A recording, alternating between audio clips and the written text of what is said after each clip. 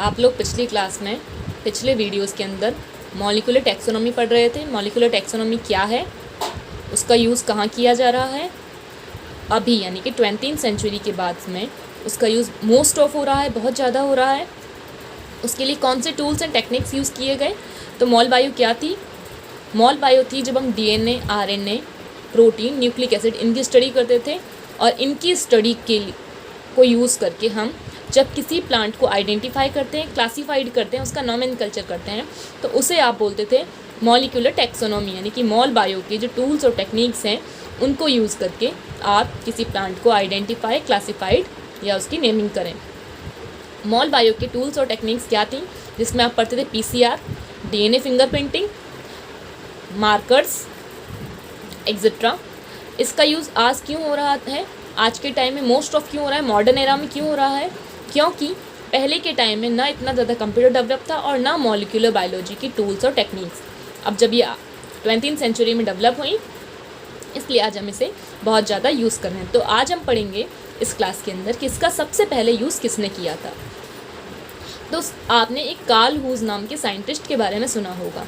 ये Karl whose ने 1970s में यानी कि 1970 शताब्दी के अंदर एक आर्चिया नाम का नया डिस्कवर किया था। ठीक है, जैसे कि आपने बैक्टीरिया पढ़ा है, आर्चिया पढ़ा है, ये सब पढ़े हैं, वैसे के वैसे इन्होंने एक आर्चिया किंगडम को डिस्कवर किया। आर्चिया क्या है, इन्होंने आर्चिया कैसे डिस्कवर किया? इन्होंने 16S RRNA, 16S RRNA यानी कि राइबोसोमल RNA, इस 16S राइबोसोमल RNA को यूज़ किया। और इस 16S राइबोसोमल RNA क्या है? फर्स्ट ऑफ ऑल आपके दिमाग में ये क्वेश्चन आता है कि 16S राइबोसोमल RNA को क्यों यूज़ किया? आप तो अभी प्रोटीन, DNA इन सब के बारे में बात करते हो और हमने कभी 16S RRNA के बारे में पढ़ा नहीं है। तो first of all 16S RRNA क्या है? 16S RRNA, जब आपने राइबोसोम के बारे में सुना होगा, राइबोसोम प्रोटीन संश्लेषण में काम आते हैं, प्रोटीन सिंथेसिस में हर सेल्स के अंदर प्रेजेंट होते हैं। ये राइबोसोम जब हम एक प्रोकैरियोट्स की बात करते हैं, ठीक है, प्रोकैरियोट्स और यूकैरियोट्स दो होते हैं, तो जब हम प्रोकैरियोट्स की बात करते हैं तो उनके अंदर 17S टाइप के राइबोसोम होते हैं, और जब हम यूकैरियोट्स की बात करते हैं तो उनके अंदर 18S टाइप के राइबोसोम्स होते हैं। तो जब हम प्रोकैरियोट्स की बात करते हैं तो उनके अंदर जो 70S टाइप के राइबोसोम होते हैं, ये दो सब यूनिट से मिलके बने होते हैं, स्मॉल सब यूनिट और लार्ज सब यूनिट। स्मॉल सब यूनिट 30S की होती है और जो लार्ज सब यूनिट होती है 15S होती है। ठीक है, 50S और 30S। अब ये जो स्मॉल सब यूनिट है, ये स्मॉल सब यूनिट भी कुछ प्रोटीन एंड RNA से मिलके बनी हुई होती है। इस स्मॉल सब यूनिट के अंदर ही जो RNA होता है उसको आप कहते हैं 16S RRNA। ये 16S RRNA साइन डायगोनल सीक्वेंस से रिएक्शन करता है और प्रोटीन सिंथेसिस के लिए फेवरेबल कंडीशन करते हुए, यानी कि वहाँ पे ये मैच होगा। तो ये सारा जब आप प्रोटीन सिंथेसिस पढ़ते हैं उसके अंदर पढ़ते हैं, तो सिंपल सा चीज़ आपको यहाँ सिर्फ ये ध्यान रखना है कि 16S RRNA क्या है। तो प्रोकैरियोट्स के अंदर स्मॉल सब यूनिट है, उसके अंदर ये RNA प्रेजेंट होता है। तो जो कार्ल हूज थे, इन्होंने इस RNA को यूज़ किया और इस RNA को यूज़ करके इन्होंने आर्चिया, जो कि आर्की बैक्टीरिया जिसे आप कहते हैं, ठीक है, उस आर्की बैक्टीरिया को डिस्कवर किया। तो इन्होंने कहा कि सबसे पहले आर्किया डिस्कवर हुआ है, फिर आप बैक्टीरिया को लीजिए और उसके बाद आप यूकैरिया लीजिए। यूकैरिया के अंदर आपकी जो 5 किंगडम सिस्टम था ये टोटल आ जाता है, लेकिन इससे पहले इन्होंने आर्किया और बैक्टीरिया के लिए एक 3 डोमेन सिस्टम डेवलप कर दिया। तो कार्ल हूज ने 1970s में तो आर्चिया को डिस्कवर किया, ठीक है, और 1990s में इन्होंने 3 डोमेन सिस्टम दिया, जिसमें इन्होंने कहा कि आर्किया, बैक्टीरिया और यूकैरिया 3 हैं। आर्किया के अंदर आर्की बैक्टीरिया सबसे प्रिमिटिव, फिर बैक्टीरिया और फिर यूकैरिया। यूकैरिया के अंदर आपके 5 किंगडम सिस्टम वाले ले लिए सारे। ओके, ये सारा एक ब्रीफली आप अगर याद रख पाएँ सबसे पहले किसने किया था तो आपको पता होना चाहिए। इसके बाद में इसके क्या एप्लीकेशंस हैं, हम मॉलिक्यूलर बायोलॉजी को क्यों पढ़ रहे हैं, मॉलिक्यूलर टैक्सोनॉमी के लिए। तो अगर हम इसके एप्लीकेशंस को पढ़ें तो सबसे पहला एप्लीकेशन है stabilize evolutionary relationship among individuals. जैसा कि मैंने आपको पिछली क्लास में भी बताया था कि मॉलिक्यूलर टैक्सोनॉमी क्या करती है, इवोल्यूशनरी रिलेशनशिप इंडिविजुअल्स के बीच में, इवोल्यूशनरी रिलेशनशिप जाति वृत्तीय संबंध को स्थापित करती है, यानी कि ये स्पीसीज इससे कितनी रिलेटेबल है, इन दोनों के एंसेस्टर सेम हैं या डिफरेंट हैं।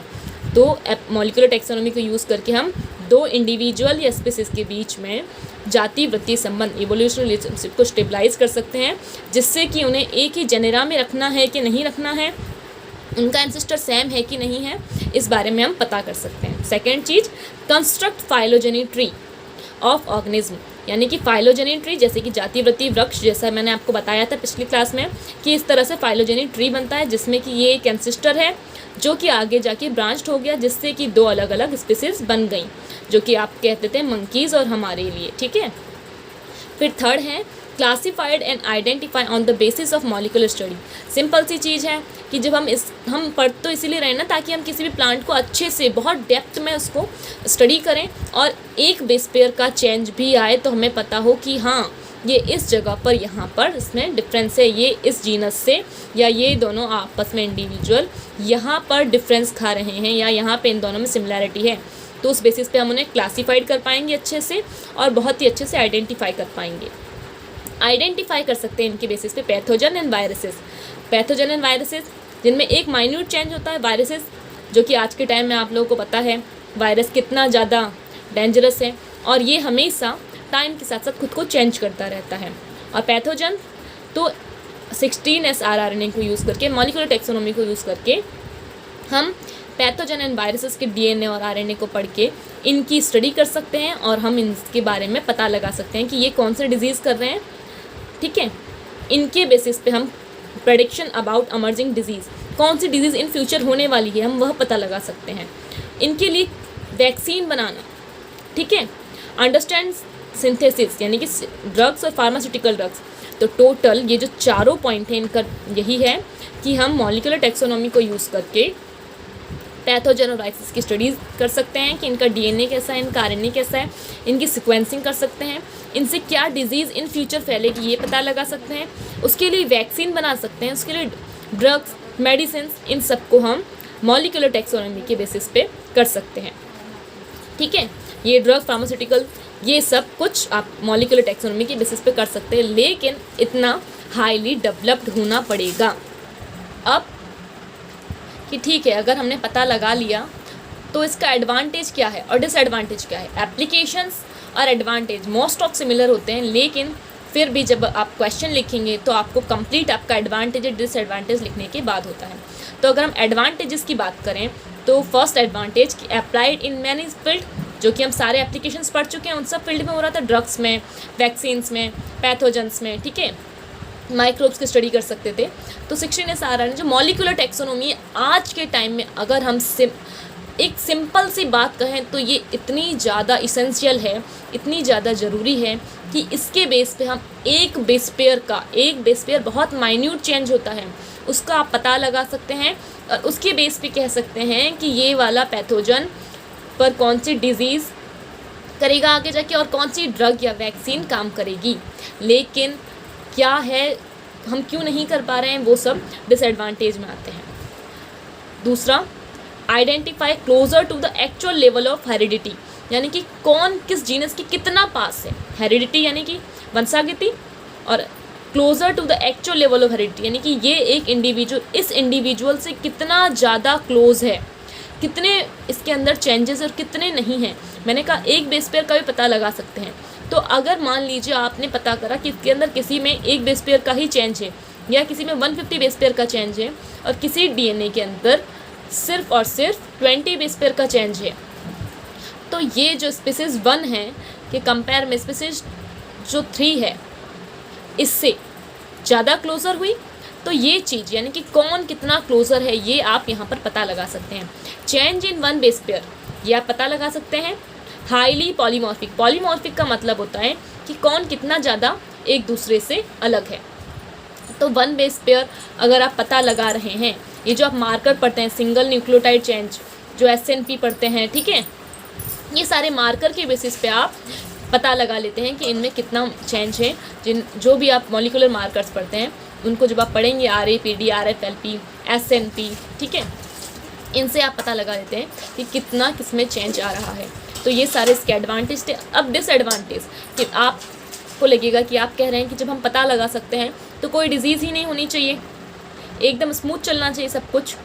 तो उसका रीज़न ये है कि फर्स्ट चीज़ कि हम होमोप्लाजी एंड होमोलॉजी इनके बारे में करेक्ट आइडिया नहीं दे सकते। अब होमोप्लाजी एंड होमोलॉजी क्या, अब आपके माइंड में क्वेश्चन आएगा होमोलॉजी और होमोप्लाजी में क्या अंतर है।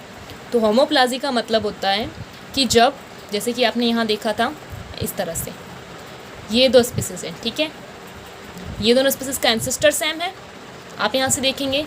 अब मान लीजिए इसके पास में एक एक्स्ट्रा फिंगर है, ठीक है, जस्ट फॉर एग्जांपल इस एंसेस्टर के पास में एक एक्स्ट्रा फिंगर है, लेकिन यहाँ पर आप जब देख रहे हैं तो इन दोनों के पास एक करेक्टर है, जैसे कि इनके पास में 5 फिंगर्स थी, ठीक है, इस एंसेस्टर की भी 5 फिंगर्स हैं एक हाथ में, लेकिन इन दोनों के पास अगर आप देखें तो यहाँ पर 6 फिंगर हैं और इसके पास भी 6 फिंगर हैं।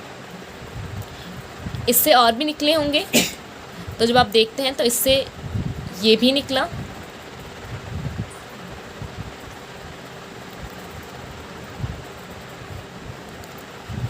तो कहने का मतलब कि जब इस एंसेस्टर के पास में तो 5 ही फिंगर थी, होना क्या चाहिए था, इन सब के पास में 5 फिंगर्स होनी चाहिए थी, लेकिन एक सेट यानी कि कम से कम 2 ऐसी स्पीसीज यानी कि उसके 2 जो डिसेंडेंट हैं, एंसेस्टर का मतलब पूर्वज और डिसेंडेंट का मतलब उसकी जो संतानें हैं, आप जिन्हें कह सकते हैं, ठीक है। तो इस एंसेस्टर के जो कम से कम 2 डिसेंडेंट के पास में ऐसा करेक्टर है जो कि खुद एंसेस्टर के पास में नहीं था, तो उसे आप कहेंगे होमोप्लाजी। क्या मतलब है होमोप्लाजी का, कि जब एंसेस्टर के पास में कुछ करेक्टर थे वो डिसेंडेंट के पास, चारों डिसेंडेंट के पास सेम आने चाहिए, लेकिन जो एक सेट है यानी कि कम से कम एक पेयर के पास में ऐसे करेक्टर हैं जो खुद एंसेस्टर के पास में नहीं हैं, एंसेस्टर से डिफरेंट करेक्टर शो कर रहे हैं, तो उसे आप होमोप्लाजी कहते हैं। और होमोलॉजी का मतलब होता है कि जिसके अंदर एंसेस्टर सेम है, ठीक है, लेकिन उन एंसेस्टर एक ही है, जैसे कि आप कहते हैं कि हम सबका एंसेस्टर बंदर और हमारा एंसेस्टर सेम है, ओके। अब क्या है कि जब हम होमोलॉजी करेक्टर की बात करते हैं तो इसमें स्ट्रक्चर सेम होता है लेकिन फंक्शन डिफरेंट होता है। जैसे कि आप देखते हैं कि हमारे हाथ को ले लीजिए, हमारा हाथ लीजिए, ठीक है, हैंड, हमारे हैंड का स्ट्रक्चर देखिए, रेडियस, अल्ना, ह्यूमस दिखेंगी आपको। आप डॉग का ले लीजिए, ठीक है, और उसके बाद में फिश ले लीजिए, बर्ड ले लीजिए, इन सब का स्ट्रक्चर सेम होता है लेकिन इन सब का जो फंक्शन है ये सबका अलग होता है। हमारा हैंड अलग काम करता है, डॉग का जो है वो अलग काम करेगा, फिशेस के लिए अलग है, बर्ड्स के लिए अलग है। आप तो अकॉर्डिंग टू दिस होमोलॉजी का मतलब होता है कि एंसेस्टर सेम है और उस एंसेस्टर में सबके स्ट्रक्चर सेम है, जितने भी ऑर्गेनिज्म उस एंसेस्टर से डेवलप हुए हैं वो उनके स्ट्रक्चर सेम है, लेकिन हर एक अपना अलग फंक्शन शो कर रहा है। होमोप्लाजी का मतलब था कि जब एंसेस्टर सेम है, करेक्टर सबके पास सेम जाने चाहिए, जैसे कि यहाँ पे सबके पास करेक्टर सेम गए, लेकिन यहाँ पर क्या है, जो set of a different character present है कम से कम एक से 2 लोगों के पास में, ठीक है। तो ये था होमोप्लाजी, जब डिफरेंट करेक्टर पहुँच जाए एंसेस्टर सेम होने के बाद भी कम से कम 1 से 2 लोगों के पास में। और होमोलॉजी में सबके पास सेम करेक्टर लेकिन वो फंक्शन डिफरेंट करें। तो इस मॉलिक्यूलर टैक्सोनॉमी का डिसएडवांटेज ये था कि ये जब होमोप्लाजी और होमोलॉजी इनमें नहीं दे पाती है आइडिया, यानी कि इनके बारे में नहीं बता पाती कि अगर होमोप्लाजी में क्या हो रहा है कि डिफरेंट करेक्टर आ गया तो ये इसी एंसेस्टर से डेवलप हुआ है या इसका कोई दूसरा एंसेस्टर है, इसके बारे में मॉलिक्यूलर टैक्सोनॉमी नहीं बता पाती, क्योंकि इसका सिर्फ काम क्या है, ये आपको बता देगी सिमिलैरिटी और डिससिमिलैरिटी बता रही है, यानी कि कहने का मतलब वो उससे क्लोजली रिलेटेड नहीं है, पास का नहीं है, वो उस जीनस का नहीं है, और सिमिलैरिटी बता रही है यानी कि उस जीनस का है। तो जब होमोप्लाजी में कैरेक्टर किसी रीज़न से चेंज हुआ ना, और होमोलॉजी में कैरेक्टर सेम है लेकिन फंक्शन डिफरेंट है, तो ये मॉलिक्यूलर टैक्सोनॉमी नहीं बता पाती है, ठीक है। फर्स्ट चीज़ तो ये कि होमोप्लाजी और होमोलॉजी अगर किसी जीनस में या किसी टैक्सा में शो हो रही है तो मॉलिक्यूलर टैक्सोनॉमी के बेसिस पे हम उन्हें आइडेंटिफाई या क्लासीफाइड करेक्टली नहीं कर सकते हैं। सेकेंड चीज़ कि हाईली कॉस्ट है, हाईली कॉस्ट और टाइम ड्यूरेबल है, यानी कि टाइम बहुत ज़्यादा खाती है, एक तो टाइम कंज्यूमिंग है और कॉस्ट भी इतनी ज़्यादा है कि हर कोई लैब या हर इंसान इस चीज़ को अफोर्ड नहीं कर सकता। इसलिए ये है, इस समय पे यूज़ तो बहुत हो रही है, लेकिन इतना ज़्यादा हर लैब इसे यूज़ नहीं कर सकती है।